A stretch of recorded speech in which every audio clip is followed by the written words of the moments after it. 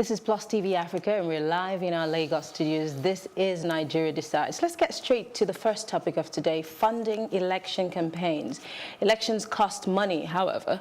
The political parties have to set up a party secretariat in virtually every ward in the state and at the national level. They have to pay staff, they have to promote its brands and its agenda. They have to organize meetings, pay seating allowances, support candidates, run media advertisements, arrange receptions and entertainments. They also have to pay for logistics, buy vehicles, pay for their air travels and road transportation. In fact, the organization of rallies and campaigns also is part of it. They reserve some tidy sum for lobbying at all levels, including the lobbying of the media and other groups in civil society. Where are all the funds coming in? And now to discuss these topics, we have joining us John Wesley, an aspirant of the Young Democratic Party, and Kalu Uguru, that's an aspirant of Alliance National Party. Thank you very much, gentlemen, for joining us. Thank you for having us. Now, you heard that intro. It's a long list of expenses to cater for. Right. Where is the money coming from? But let's take a few steps back to the nomination and expression of interest forms for the political parties. Let's look at the main contenders now. We have the APC going for 45 million naira, which went for 45 million naira. That was for presidential aspirants, candidates, and then 12 million naira. That was for the PDP. That's a pretty sharp contrast. And then when we also look at the governorship candidates too, we have 22.5 million naira for APC and 6 million naira for PDP. What do you make of these two figures when you're comparing and analyzing how much it costs to be able to have elections in Nigeria? All right. When you look at the figures, they are actually there to position certain people who can afford it. You know, it's not for everybody, regardless of whether you're a member of the party, either you're eligible to run or not. So far, you're unable to provide that sum. It means you are not part of those who are meant to run on the platform of the party. You're just meant to be one of the grassrooters or those people who make things happen below. And that's why it's so high. It's not like that in other parties. Kalu, some other individuals will say, well, the APC came into power with the change mantra and fighting corruption and all of those. If truly these positions are supposed to be offices of service, then why should we have the APC having skyrocketing figures as much as 45 million naira and even 22.5 million naira? And the PDP, well, raises its head and say, well, we are doing a little better, we are more people-centered, so we have cheaper fees. What do you make of that assertion from the two parties as well? I will not talk on PDP or APC because I'm not a member of that party. When they say they are fighting corruption, and you are telling me the huge amount they tag to their forms, so I don't know where one will get that money to buy it if you are not corrupt. Understand? So our own party, AMP, are young coming up party for the young people. Our fees, we are affordable. So you media knows who are fighting corruption and who are corrupt. Is it really about fighting corruption? Because he made a point by saying the platform for the presidency is not an all-comers affair, because, you know, for him, the way he sounded like it was a tactic to not just make it one, come all. But then again, in other climes, we have groups who fund the tickets or nominations for different political parties. It doesn't necessarily have to do with corruption. I mean, it's a party, they decide what they want to have on their platform. Isn't that what it's supposed to be? Why I say so is on how ask me the question of the party fighting corruption. That is the question he asked me. Are you getting me? That's why I responded the way I responded. Are you getting me? So the issue of people coming to purchase tickets for someone depends on where are you putting in your money. Politics is a big business. And you know, the mentality of we are that if you're only in government, that they can remain in government. And that is why you see, whenever anybody who is in government always raise the fee so that you look as if you want to scare others away. Because when the money is lower, you see myself have a lot of competitors. Are you getting me? So we like to raise it so that if we are going to put in that money, you know what I put in that money. How much do the forms go for the presidential and then governorship candidates and other seats? You mean for my party? Yes. Our own presidential form was 5 million. Okay. So let's talk about small parties as compared to the big parties. Obviously, like you started, your forms are cheaper. How do you raise funds? I'll start with you. How do you raise funds? Because, again, the big parties already have some form of... internal mechanisms. Yes, and they have the big guys, they have the big guns in their parties, but you are newcomers, and I'm going to use that word loosely. How do you get people to believe in you and give you money and support what you're doing? All right, very quickly, I'd like to mention that a political party is a political party. If the big guys in the big party, as you have used, decides to come to my party, you would also want to refer my party as a big party, isn't it? Really? So, yeah, that's what you would want to say eventually on television, because the big guys decided to move to my political party. Well. So political party, either 3 months old, either 5 months, either a year, that's the word political party. So the thing is, who are those in the party? That's where you begin to say big party. All right, so now talking about the way things are done, the big parties that, like you used, everyone is jostling for something, and that's power. You know, they say that regardless of how wealthy you are, if you don't have power, you will eventually suffer. And so these guys, why do you think Dino Melaye would not want to surrender for him to be arrested? Just because he wants to be in power and enjoy the covering that the power. How do you make your monies? How do you raise money for your party? Yeah, the way we make our money is very simple. Now, there are people who come to the party. There are people who believe in the ideologies of the party who say, okay, I believe in what you guys stand for. I'm going to support this. I'm going to build certain secretariats for you. I'm going to provide you with this. I'm going to provide you with that. And there are those also who decide, okay, I'm going to fund your campaigns, either on television, either on radio. So all of this. And then members of the parties, they have their own commitment as well. It's not like you're just a member of the party. You don't have any responsibility. There are commitments, just like in other parties too. They hold meetings, and they have their own contributions that they make, you know, on a weekly and monthly basis and all of that. Just like everybody has a party card. In your party card, there's a portion where you must pay your levies and all of that. That may not be enough, will it? Yeah, it may not be enough, but there are other means. Just like I said, there are those who believe in what you believe in, and they say, okay, I want to support you. Do you also depend, because I'm just going by what you said, that if somebody from the big party moves to your party, then it becomes a big party. Yeah. Do you also rely on people who are crisscrossing political parties to come to your side of the divide? Maybe that way you can make some money. Well, the truth remains that it depends on what we're saying. Like my party, Young Democratic Party, is the party that aligns with light. So if you are coming from the dark side, Meaning? Yes, if you are coming from the dark side, and that I'm saying that with all sense of responsibility. If you are coming from the dark side that has left this nation in shambles, and then because we feel that you have money and you feel that you would get a place where the light is, you, at the end of the day, must have missed your way. You know, because we will not say, because I can tell you categorically as I sit here, I've had those who have approached me with millions for me to leave my party. And you turned it down? Yes. Now, Kalu, let's also look at INEC stance, where it says it's going to be monitoring campaigns, money being spent, and all of those to ensure that we have some sort of structure within the political landscape.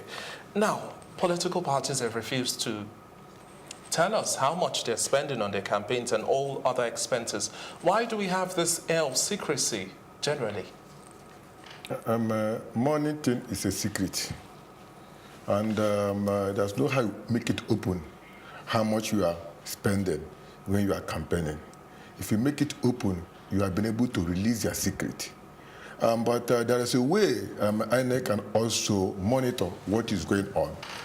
Because there is a way they can monitor it if they have the mechanism. They can monitor it.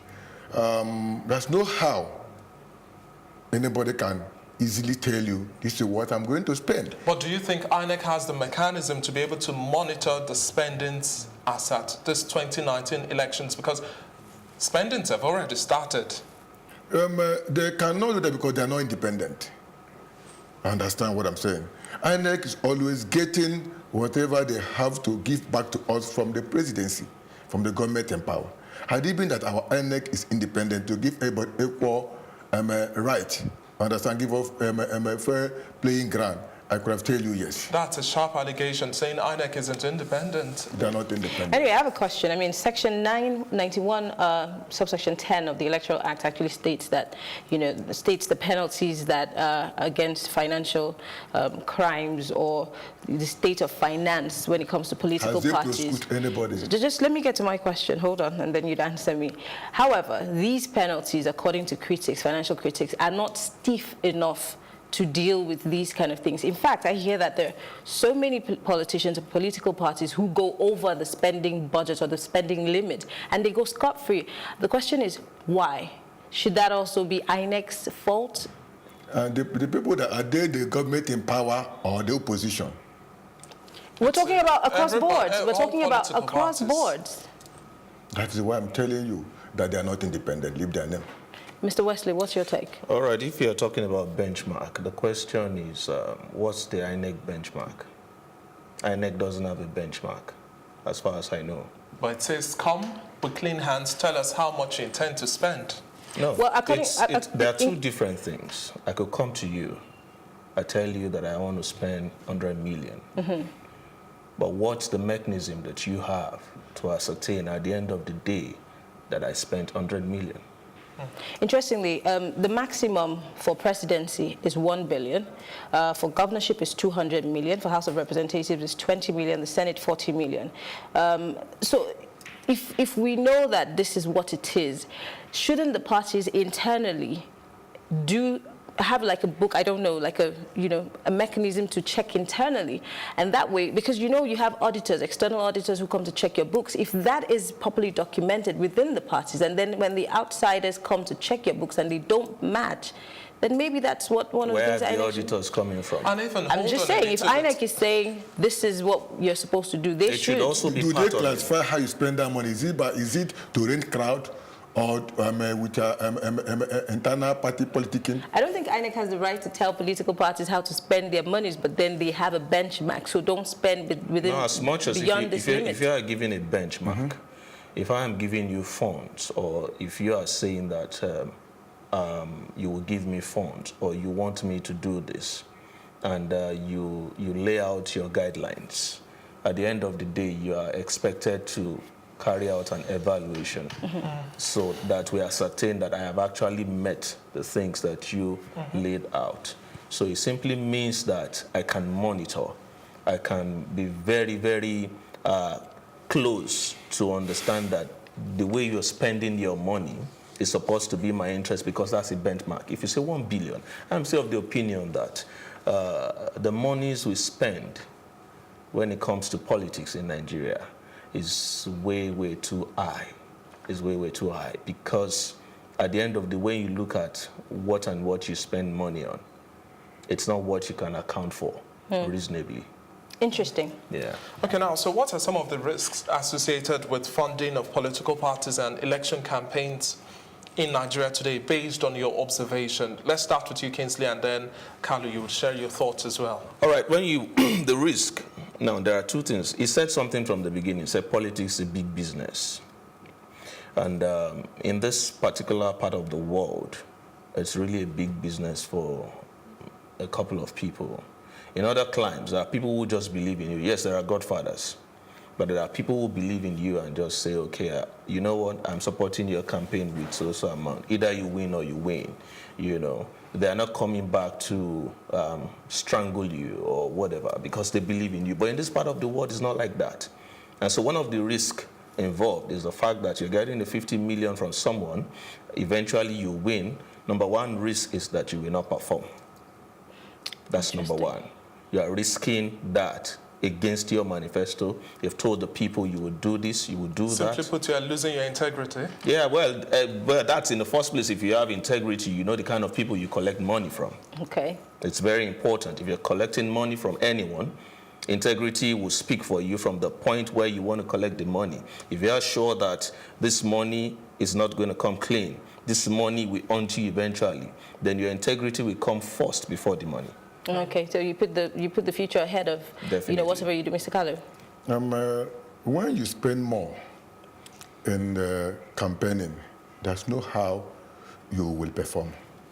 Understand? And there's no how in Nigerian politics you will not spend. Our problem is the people, because when you go there with your manifesto, they will tell you they need the money. And you who are determined to win the election must go and source for the money. And you who are sourcing for money does not want to lose your money. So that's why you see, even when somebody loses the election, in the other way, you want to go and adapt or somehow with the person who wins, so you can be able to recoup his or her own money. Understand? But this money you are talking about, where and how do we spend this money? You are spending this money on people. People are the ones who are collecting this money. When they come, they want to listen to you, what you will do for them. You give them money.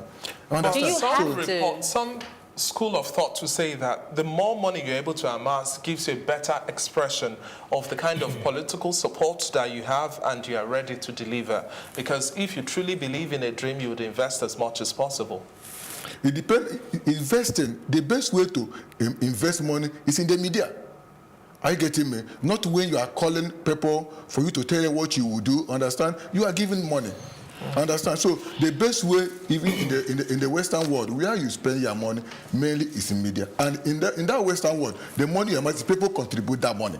Okay, sorry, contribute for you. I like to quickly say something. You used the particular word. You said amass. I need to understand clearly. When you use the word amass, are you saying the funds that you raised for that purpose? Yes. Okay, I need to understand. Well, some critics say that campaign finance laws in Nigeria are not in tune with the realities that we face in this country, the realities that are on ground. So I want to know how true this is. But again, I want to say, how do we advocate for these monies? You made that point earlier that the money is it's ridiculous, it's too high. Yeah. How do we advocate? We can start now. You're in a young party. You are in a party that believes in, another ideology. How do we advocate for a reduction in these monies that are being spent during campaigns? And how do we also tell the people? Because you see, politicians come to us and say, well, there's really nothing we can do, because if you go telling people, oh, vote for me, I will do this and that, they say, I beg, go feel bele, we're hungry. So how do we change that narrative? Because we cannot change or reduce the money that is being spent if we cannot appeal to the sensibilities of the people. So how do we go about it? The politicians made the people hungry, so that they will always spend the way they spend, so that these people receive the monies from them. Like what happened in my constituency about a few weeks ago, I had to go very fierce. And I told them squarely, it's either you go to the poll and you vote without a dime, or you continue in your suffering. It's not about me. It's not about me. If it's about me, I will go get loans, I'll do everything, I'll win election, I live myself all my life in Abuja. After 4 years, I'm back. But it's about you. It's about the people, and that's what representation is about. So these guys, you see, when we talk about this money, the truth of the matter is the politicians make it that way. As we speak now, National Orientation Agency is coming back. After the elections, they go back to sleep. They have a whole lot of work to do. The media has got a lot of work to do. These people, let me tell you, the common man believes what he or she reads on the print or watches on your television. Do you understand? So if we finish elections today, until the next 3-4 years, you continue with the same campaign of do not sell your vote, do not do this, do not do that, it's going to change the system gradually, because it's going to be like the music that these guys hear. Just like you say, "Gbebodie," and somebody understands what you're saying because that person has listened to the music over time. So the same is applicable when it comes to this thing. Not that we're having elections in the next 6 months or 1 year, and then the campaign begins. After the election, everybody sleeps. Now, we have 91 political parties in Nigeria, the big, the small ones. But how do you think the smaller parties in Nigeria today for the 2019 elections will be able to give a run for the other bigger parties, a run for their money, because if you've alluded to the fact that the smaller party may not have enough resource to be able to give enough competition, the narrative flawed in the first process. So why don't, somebody would say, why don't you tally along with those parties instead? That is where everything boils. Why do you call it small party? These are people who want to give service. Understand? Like him that is contest, like we that also contest, we want to tell the world, we want to tell Nigeria that we have something to offer. But the people, will they buy what we are giving them? No party is small. It is you, it is me. We have come to a stage of looking on the quality of the person. How are people supposed to know the quality of a person or that party if we call it a small party? The reason why these parties are called small parties is because if I were to go to my village somewhere in Cross River and I look for your constituency office or your party office and they hardly know the name of your party, this is what people mean by small parties. People don't know you. Level of they don't know. popularity. Yes, how rich is your rich? How far into the nooks and crannies of the country have you gotten to? Not just in Abuja and Lagos. People want to know and feel you and understand what you stand for. If you just hoover and you're not as widely spread as the big parties, but maybe I still have to use that. That is why you're called small parties. Politics all about constituency thing. Like you say, you are village. They know you are village. You start from their village. That's because I'm a journalist. I'm coming. Understand?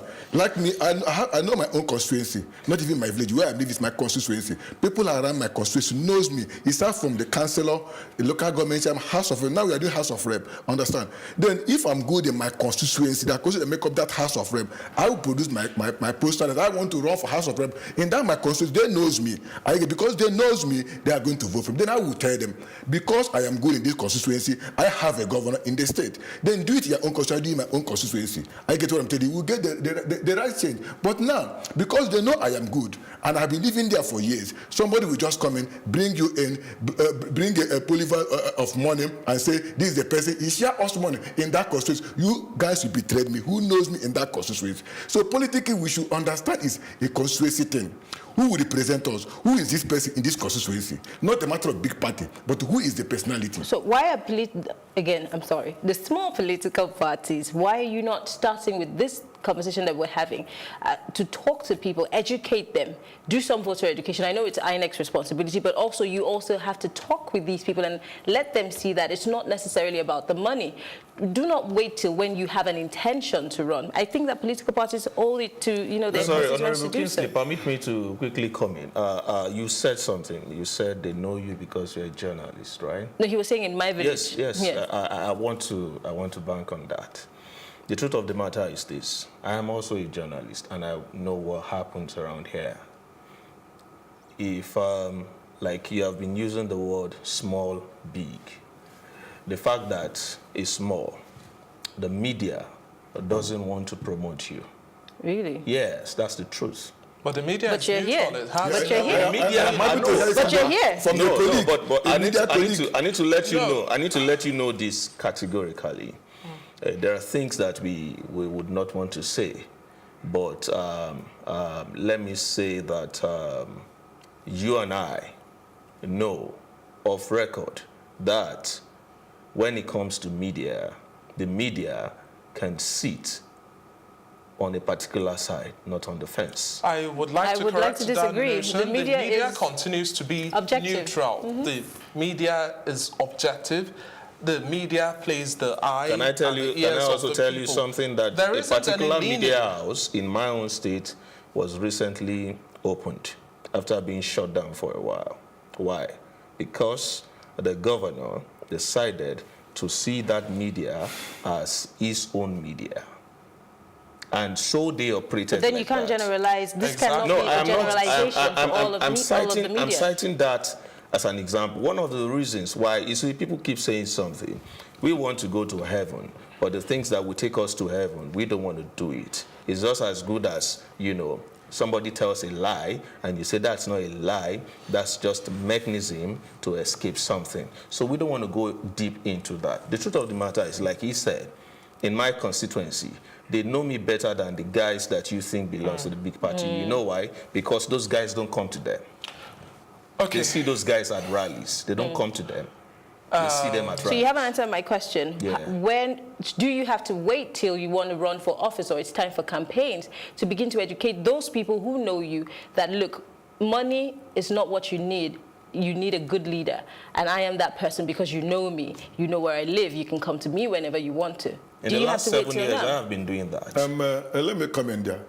What you are calling small party, boil or born because of what you are saying, because we did not just start with small party as you are calling in quote, but I don't believe that it's a small party.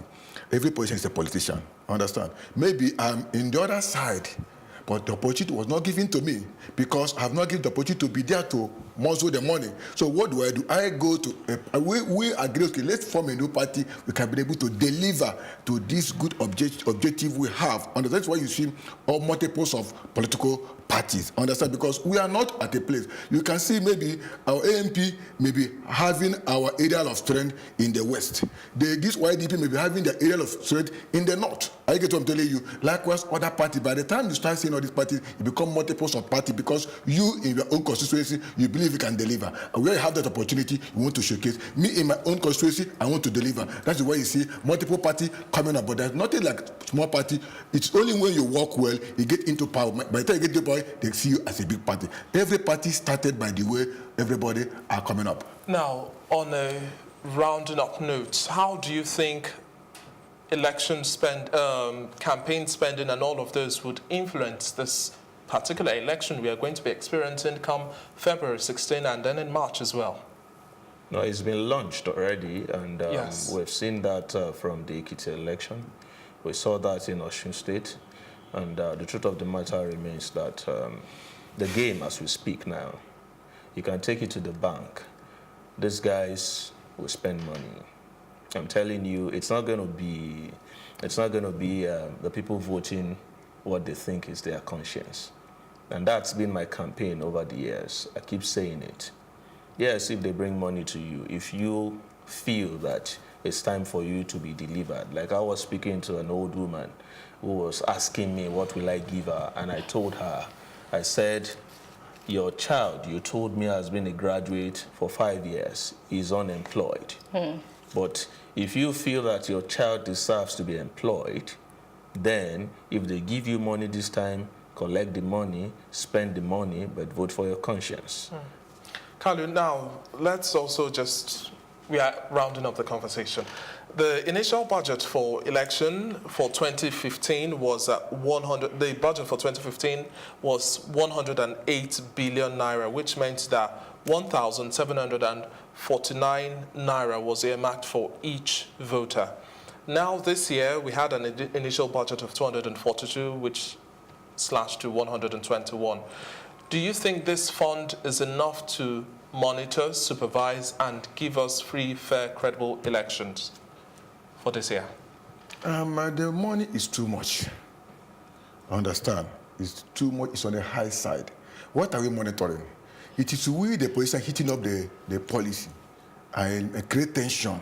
Understand? Because for me, these are expenditures meant for mobilization of resources, personnel, and a whole lot more. It isn't money going into people's pockets. Resource people or personnel, what increased it from 2015 to this 2019? What brought the higher increase? Understand? Then the resource. What are the resource people, persons you are talking about? You transport them, you feed them. Understand? So the ad hoc staff has increased from what it was to 1 million this right thing you are talking about. This money, they know how they spend it to influence whatever they want to influence. This is INEC we're talking about. What are you talking about? Is INEC a body from heaven? Well, it's an independent body. You keep saying, you see, as much as I don't want to be very, very harsh when it comes to the independence of INEC. The truth of the matter is, at some point, we also worked with INEC. I remembered at some point I worked with INEC, so and I understand these things. Okay. So if you want to say, the question is asking, the truth of the matter is, when you say that certain funds, when you look at it, private firms, they run businesses. They carry out activities across the nation. And then when they declare the amount they have spent and the report they give successfully, it's not up to that. Thank you very much for your time, gentlemen. We've been speaking with John Wesley, who is a Federal House of Representative, aspirant from Ekiti Central, as well as Kalu Uguru, an aspirant as well from Alliance National Party. No, I'm not an aspirant. I am DG to the vice presidential candidate of AMP. Apologies for Party. that. All right. Thank you very much for joining us on this conversation. It's been a pleasure speaking with you, and we wish your parties the best of luck come the elections in February and March. Thank you very much. Thank you. All right, thank you for staying with us. We'll take a break, and when we come back, we will be discussing youth unemployment in Nigeria, a key issue, and you don't want to miss it. Stay tuned.